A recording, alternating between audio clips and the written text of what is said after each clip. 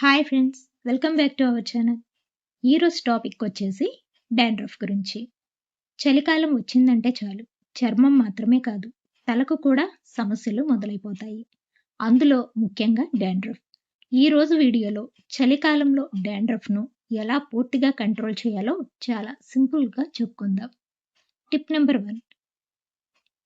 చలికాలంలో వేడి నీటితో జుట్టు కడిగితే తల చర్మం డ్రై అయిపోతుంది. ఇది డాండ్రఫ్ను ఇంకా పెంచుతుంది. కాబట్టి గోరువెచ్చని నీటితో వాష్ చేయడం మంచిది.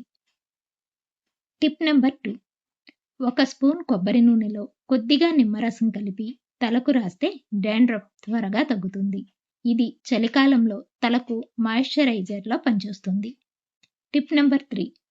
ప్యూర్ ఆలోవెరా జెల్ని తలకు రాసి 20 నిమిషాల తర్వాత కడిగేస్తే దురద తగ్గి తల చర్మం సాఫ్ట్గా ఉంటుంది. రెగ్యులర్గా చేస్తే డాండ్రఫ్ తగ్గిపోతుంది. Tip number 4.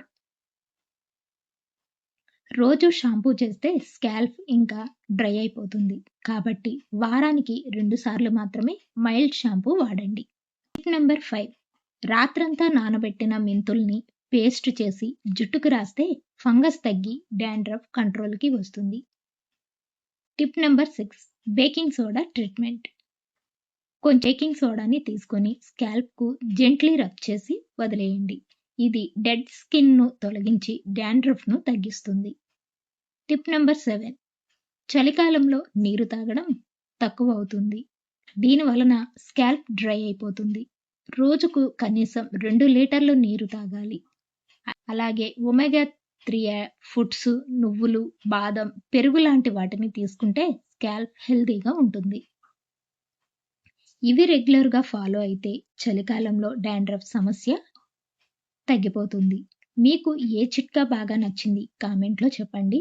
వీడియో నచ్చితే లైక్ అండ్ షేర్ చేయండి. మరిన్ని హెల్త్ అండ్ బ్యూటీ టిప్స్ కోసం మా ఛానల్ను సబ్స్క్రైబ్ చేయండి. Thanks for watching.